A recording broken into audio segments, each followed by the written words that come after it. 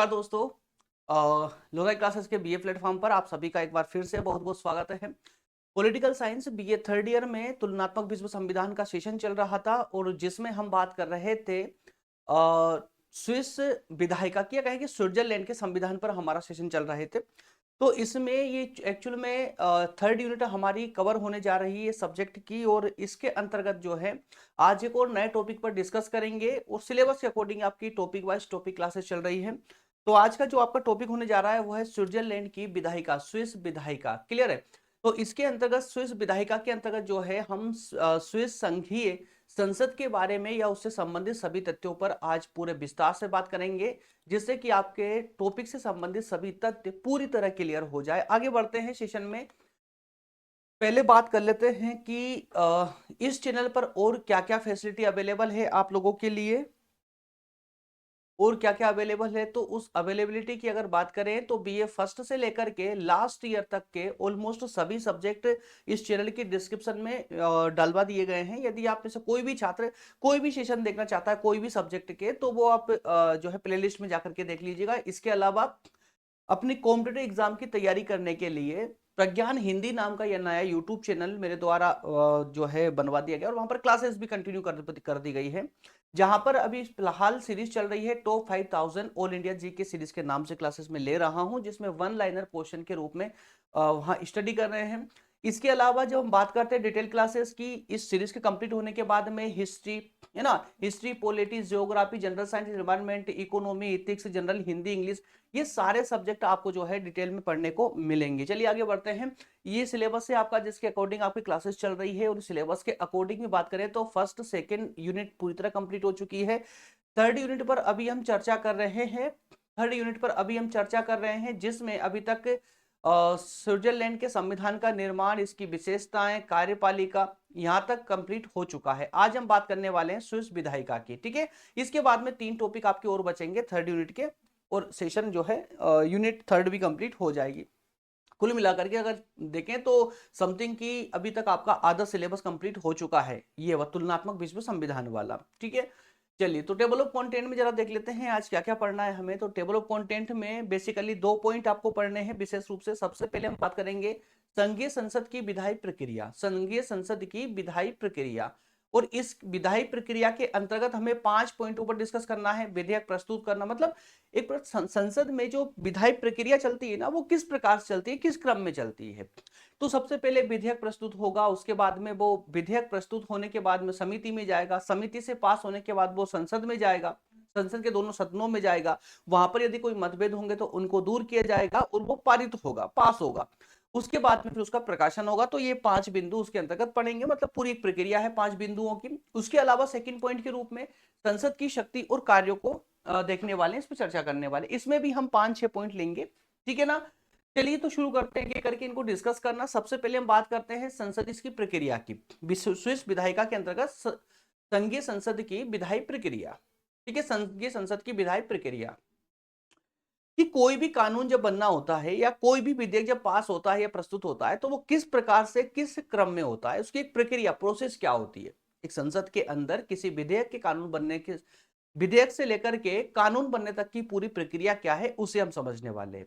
तो सबसे पहले हम बात करेंगे उन 5 पॉइंटों की जो हमने अभी अभी देखे, जैसे विधेयक प्रस्तुत करना, उसके बाद समिति में पहुंचना, ठीक है, उस विधेयक का समिति में पहुंचना, समिति के द्वारा पास होना, उसके बाद फिर से वो विधेयक जो है संसद के सदनों में आएगा, पारित होगा, पारित होने के बाद में उसके मतभेद जो भी होंगे, उस सिद्धांतों में जो कमियां होंगी उनको दूर किया जाएगा, और लास्ट में उसका प्रकाशन कर दिया जाएगा। तो ये 5 पॉइंटों को यदि आपने अच्छे समझ लिया तो आपका ये टॉपिक यहीं पर क्लियर हो जाएगा। चलिए एक एक करके इनको जरा समझते हैं। सबसे पहले आता है विधेयक प्रस्तुत करना।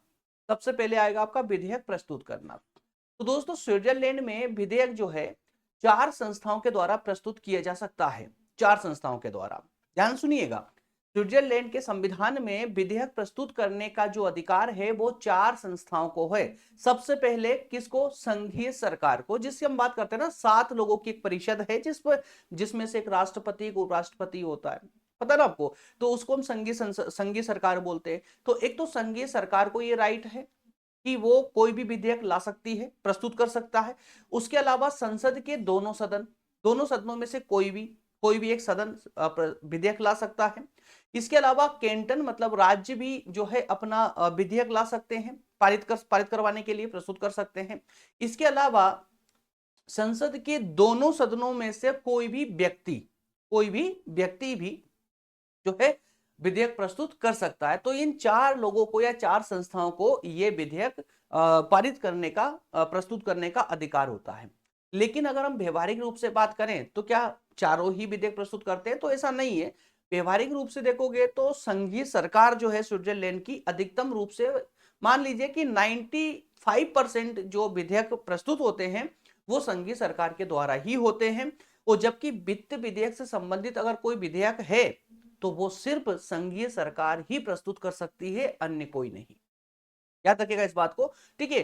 तो यदि यदि उसमें सदन सहमत हो जाता है, विधेयक प्रस्तुत किया सदन में, सदन यदि सहमत हो जाता है, ठीक है, सदन यदि सहमत हो जाता है तो फिर उस विधेयक को समिति को विचार करने के लिए सौंप दिया जाता है। यहां से एक क्रम समझिएगा। यहां पर किसी व्यक्ति ने विधेयक प्रस्तुत किया, विधेयक प्रस्तुत करने के बाद में जिस समिति में वो प्रस्तुत कर रहा है उस समिति के द्वारा यदि उस विधेयक को मान लिया गया है, एक्सेप्ट कर लिया गया है, तो एक्सेप्ट करने के बाद में वह विधेयक समिति के पास चला जाएगा विचारार्थ।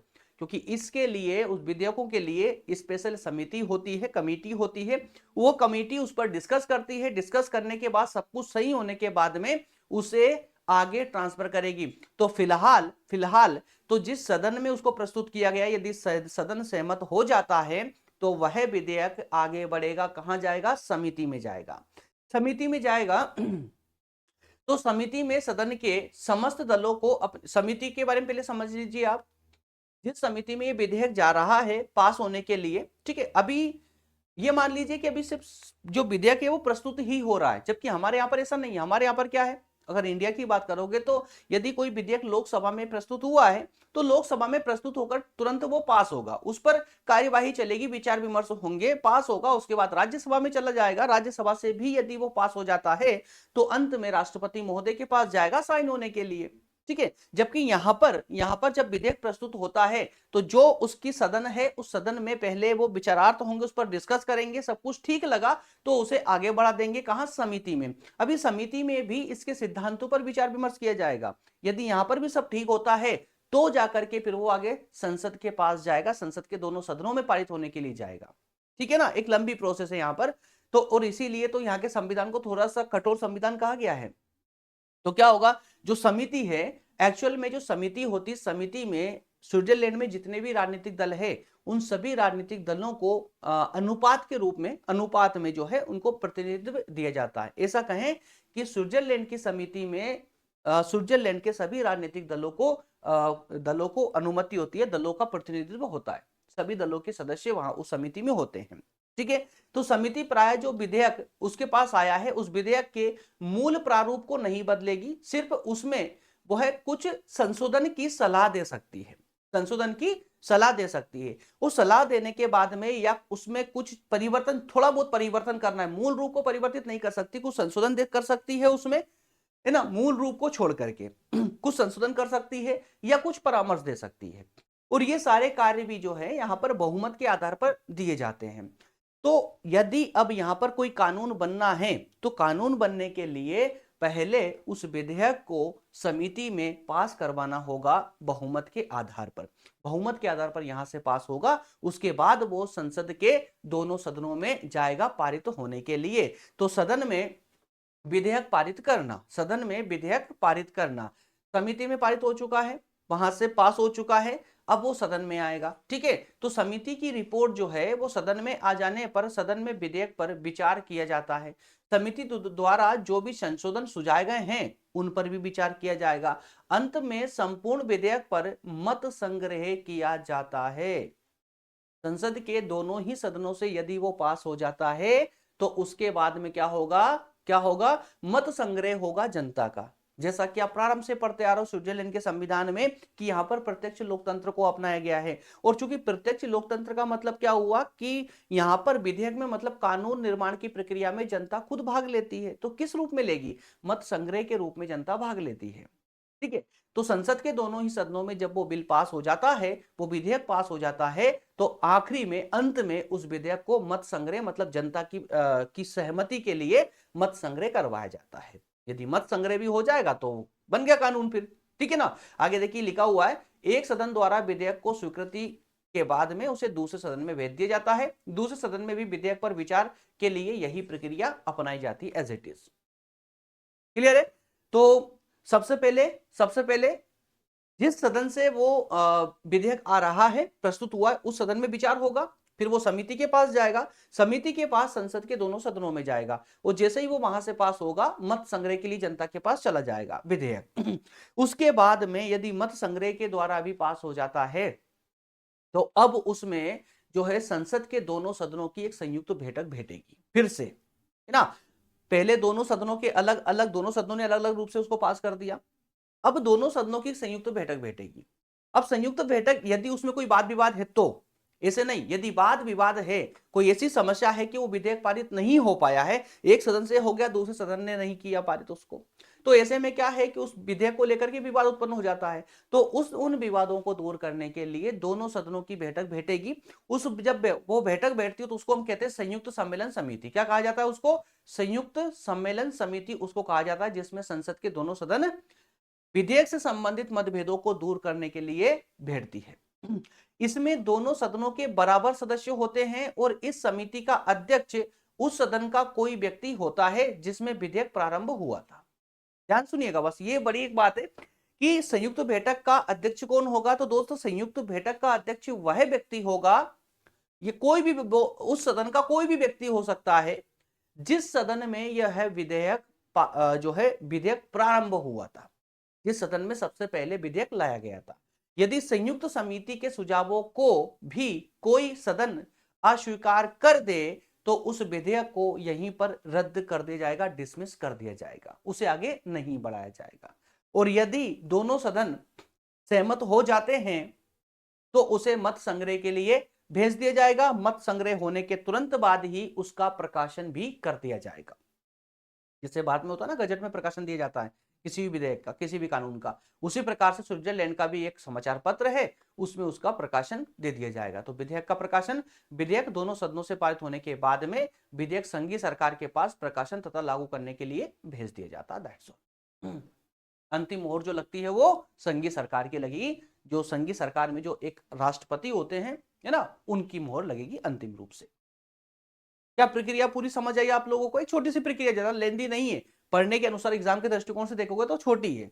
वो स्विट्जरलैंड में वास्तविक रूप से अगर कोई कानून बनाना है तो वो प्रक्रिया थोड़ी सी लंबी हो जाती है, लेकिन पढ़ने के दृष्टिकोण से देखोगे तो बहुत इजी है, छोटी सी प्रक्रिया है। ठीक है, चलिए इसके बाद में बात करते हैं संसद की शक्ति और कार्यों के बारे में कि जिस संसद को हम विधायिका के रूप में पढ़ रहे हैं उसको पावर क्या क्या है। तो इसको पावर भी कई क्षेत्रों में है, ऐसा नहीं है कि एक ही क्षेत्र में इसको पावर है, कई क्षेत्रों में इसको पावर शक्ति प्राप्त है। जैसे विधायी क्षेत्र में, है ना, विधायी शक्ति, विधायी क्षेत्र में कानून बनाने अब बेसिकली जो संसद का निर्माण हुआ है वो मूल रूप से कानून बनाने के लिए तो हुआ है। सिर्फ स्विट्जरलैंड में नहीं, आप किसी भी राष्ट्र में देखिए, किसी भी देश में देखिए, संसद क्या काम करती है? मूल रूप से कानून बनाने का काम करती है। इसीलिए तो कहा गया है कि संघीय संसद मूलतः एक विधायी सभा है। संसद जो है मूल रूप से एक विधायी सभा है, जहां पर जो विधायिका कार्य करती है, मतलब जहां पर कानून निर्माण के कार्य किए जाते हैं। इसका प्रमुख कार्य जो है वो कानून निर्माण का ही है। इसे संघीय क्षेत्र के सभी विषयों पर कानून बनाने की शक्ति प्राप्त है। इसके अलावा इसे संघीय आधिकारिक आदेश जारी करने का भी अधिकार प्राप्त है, और यही आदेश आगे चलकर कानून बन जाते हैं। बात समझे आपको? तो विधायी सबसे बड़ी जो इसके पास पावर है वो विधायी क्षेत्र में है। कानून बनाने की, कानून निर्माण की प्रक्रिया इसका सबसे प्रमुख कार्य है संसद का। इसके बाद में अन्य क्षेत्र की बात करें तो संविधान के संशोधन में से संबंधित शक्ति। तो जी हां, संविधान के संशोधन भी क्या होगा दोस्त? तो ये भी तो एक, इसके लिए भी तो विधेयक प्रस्तुत किया जाएगा, है ना। इसके लिए भी विधेयक प्रस्तुत किया जाएगा। विचार विमर्श सब कुछ कहां पर होगा? संसद में ही होगा, तभी कहीं जाकर के संविधान में संशोधन हो सकता है। तो संघीय संसद को संविधान संशोधन में भी महत्वपूर्ण प्रस्ताव पारित करने का अधिकार होता है। जब संघीय संविधान के पूर्ण संशोधन का प्रस्ताव विचारार्थ हो, ध्यान सुनिएगा, जब संघीय संविधान के, जो संविधान में पूर्ण संशोधन का यदि कोई प्रस्ताव विचारार्थ हो, तो संघीय संसद को भंग कर नवीन संघीय संसद का निर्वाचन आवश्यक हो जाता है। पूर्ण संशोधन की बात हो रही है यहां पर। यदि संविधान में पूर्ण संशोधन का विचार है ना, पूर्ण संशोधन का विधेयक हो जो पारित होने वाला हो, तो उसके पारित होने के तुरंत बाद ही स्विट्जरलैंड की जो संसद होती है वो उसको भंग कर दिया जाता है और फिर नई संसद का गठन किया जाता है। ऐसा आवश्यक भी है। ठीक है, क्यों? क्योंकि जब पूर्ण संविधान का संशोधन होगा तो जो संसद अभी तक गठित थी उसके रूल बदल जाएंगे, तो जब रूल बदलेंगे तो उन नए रूल्स के लिए नई संसद का गठन आवश्यक हो जाता है, इसलिए पुरानी संसद को भंग कर दिया जाता है। क्लियर? इसके बाद में बात करते हैं अन्य पावर की, तो निर्वाचन संबंधी शक्ति भी इसके पास में होती है। निर्वाचन संबंधी शक्ति, और इसमें सबसे इंपॉर्टेंट जो इसकी पावर है वो है कि स्विट्जरलैंड की प्रशासनिक व्यवस्था के सबसे उच्च जो अधिकारी होते हैं ना, उनकी नियुक्ति का जो कार्य है निर्वाचन के माध्यम से वो संसद ही करती है, वो संसद के द्वारा ही किए जाते हैं। संघीय संसद को निर्वाचन के आधार पर महत्वपूर्ण सदस्यों की नियुक्ति करने का अधिकार प्राप्त है। नियुक्ति करने का अधिकार किस आधार पर? लेकिन निर्वाचन के आधार पर। संविधान के अनुसार संसद को संघीय परिषद के अध्यक्ष और उपाध्यक्ष, संघीय परिषद याद है ना, संघीय सरकार, संघीय परिषद है ना, दोनों को एक ही बोलते हैं। तो संघीय परिषद जिसमें 7 सदस्य होते हैं जिनके पास बराबर बराबर के अधिकार होते हैं, और उन्हीं में से 2 व्यक्तियों को, एक को अध्यक्ष और एक को उपाध्यक्ष चुन लिया जाता है। तो इनका चयन कौन करता है? संसद ही तो करती है। आपने अच्छे समझा, संसद ही इनका चयन करती है, संसद के सदस्य इनका चयन करते हैं।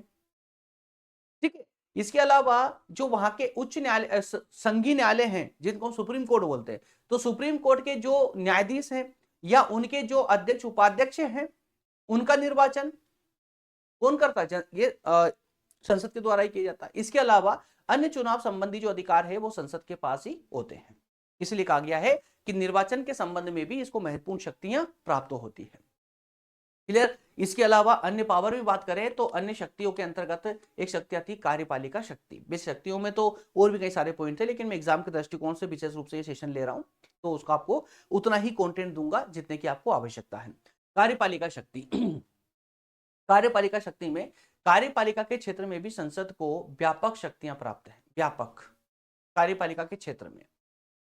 और वैसे अगर भारत के संविधान को देखते हो तो भारत के संविधान में तो संसद को संपूर्ण शक्तियां ही प्राप्त होती है। क्यों? क्योंकि विधायिका से कार्यपालिका का निर्माण होता है ना। तो यहां पर लेकिन चूंकि थोड़ा सा अलग है, तो कार्यपालिका के क्षेत्र में संसद को व्यापक शक्तियां प्राप्त है। जैसे कि संविधान के अनुच्छेद 166 में कहा गया है कि संघीय संसद जो है वो विदेश नीति के निर्धारण में भाग लेगी। मतलब क्या हुआ इसका? कि विदेशी संबंधों के मामले का जो अधिकार है वह संसद के पास होगा, आर्टिकल 166 के अकॉर्डिंग। इसके अलावा साथ में कहा गया विदेशी संबंधों का निरीक्षण। विदेशी संबंधों का निरीक्षण मतलब विदेशी संबंधी जो संधियां होती है उन संबंध संधियों को करना, एक्सेप्ट करना है ना, या उनको निग्लेक्ट करना, ये सारे कार्य संसद के द्वारा ही किए जाते हैं। तो विदेशी संबंधों का निरीक्षण करने का काम भी संसद ही करेगी, आर्टिकल 166 के अकॉर्डिंग।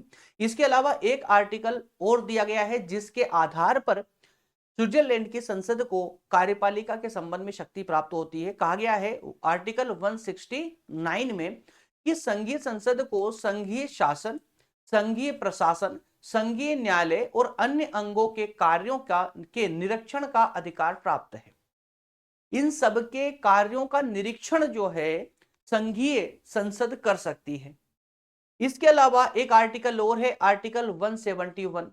इसमें कहा गया कि संघीय संसद संघीय सरकार को आदेश दे सकती है, किसी भी कार्य को करने के लिए आदेश दे सकती है संसद संघीय सरकार को, मतलब राष्ट्रपति को आदेश दे सकती है। इस संबंध में विस्तार की बातों का निर्धारण कानून के आधार पर होगा, मतलब किसी भी कानून के आधार पर वह इस प्रकार के आदेश जारी कर सकते हैं। तो कुल मिलाकर के हम कह सकते हैं कि संघीय संसद के पास में संपूर्ण, एक तरह से कह सकते हैं कि संपूर्ण कार्यपालिका अधिकार प्राप्त होते हैं, या कार्यपालिका के क्षेत्र में या कार्यपालिका के संपूर्ण क्षेत्रों में कहीं ना कहीं संसद के का विशेष महत्व होता है, और यही महत्व संसद की विशेष पावर है। अंतिम रूप से बात करें तो वित्तीय शक्ति के रूप में, तो वित्तीय शक्ति में आपने थोड़ी देर पहले ही सुना था कि संसद के दोनों ही सदनों में बजट, दोनों सदनों के द्वारा बजट का पास होना बहुत जरूरी है। और विशेष रूप से जब बात हो वित्तीय बजट की, अब माफ कीजिएगा वित्तीय विधेयक की। संघीय सरकार जो बजट बनाती है, हालांकि बजट जो कि वित्तीय होता है ना, वित्तीय विधेयक होता है बजट संबंधित, तो बजट का जो निर्माण कौन करता है? संघीय सरकार करती है, लेकिन उसे स्वीकार करने का जो काम है वो संसद ही करती है। यदि संसद ही स्वीकार नहीं करेगी तो बजट लागू ही नहीं हो पाएगा, है ना। तो बजट के संबंध में इसकी स्वीकृति अंतिम होती है, अंतिम रूप से संसद ही इस बजट को स्वीकार करती है। संघीय प्राधिकारियों के वेतन भत्ते निर्धारित करना और संघीय शासन के स्थायी पदों का निर्माण करना और उनके वेतन आदि निर्धारित करना, ये सब संघीय संसद का ही कार्य होता है। तो ये सारे महत्वपूर्ण निर्णय संसद के द्वारा ही लिए जाते हैं, इसीलिए हम कह सकते हैं कि वित्तीय मामले में भी स्विट्जरलैंड की संसद को विशेष अधिकार प्राप्त है, और होना भी चाहिए, क्योंकि संविधान निर्माण के अंतर्गत कहें कि संविधान के अंतर्गत संसद वाला जो कॉन्सेप्ट रखा गया है ना, वो विशेष रूप से कार्यपालिका विधायिका के लिए ही रखा गया है। कार्यपालिका और विधायिका वाले कार्यों के लिए ही रखा गया है विशेष रूप से। तो संसद का कार्य भी कार्य विधायी और कार्यपालिका के क्षेत्र में ही होने चाहिए अधिकतम रूप से, और चूंकि वो है यहाँ पर, ठीक है। तो इस रूप से दोस्तों, इस प्रकार से हमने जो है दो पॉइंटों को, दोनों ही जो आपकी विधायी प्रक्रिया थी, संसद के द्वारा जो विधेयक कानून बनता है उसकी पूरी प्रक्रिया को हमने 5 बिंदुओं के माध्यम से पहले समझा। उसके बाद में हमने संसद की जो के पास जो पावर है, जो शक्तियां प्राप्त है स्विट्जरलैंड के संविधान के द्वारा प्रदत्त जो शक्तियां हैं संसद की, उसको भी हमने यहाँ पर 5 पॉइंटों के रूप में समझने का प्रयास किया। हालांकि 8-10 पॉइंटों के रूप में भी ये हो सकती थी, लेकिन एग्जाम के दृष्टिकोण से 5 पॉइंट आपके पर्याप्त हैं, इसीलिए मैंने इतना ही कंटेंट यहाँ पर मैं आपको दे रहा हूं, जो पर्याप्त है आप लोगों के लिए। इससे बाहर जाने की आवश्यकता दरअसल है नहीं। हाँ, एक बात और है, लेकिन जब यदि आप इसी की अपेक्षा यदि भारतीय विधायिका को पढ़ते हैं ना, तो संभवतः ये लेक्चर या तो 2 पार्ट में लेना पड़ता, जहां पर कम से कम 40 से 45 मिनट की क्लासेस होती है ना, या फिर अगर एक ही क्लास लेते तो लगभग 1.5 घंटे या 2 घंटे की क्लासेस मिनिमम चली जाती। इतना लंबा सेशन है विधायिका का भारतीय संविधान में। क्यों? क्योंकि यहाँ पर आपको बारीक से बारीक भी नॉलेज होना बहुत जरूरी है। अब चूंकि यहाँ पर हम विशेष रूप से स्विट्जरलैंड के संविधान को पढ़ने नहीं आए हैं, ये पढ़ ही क्यों रहे?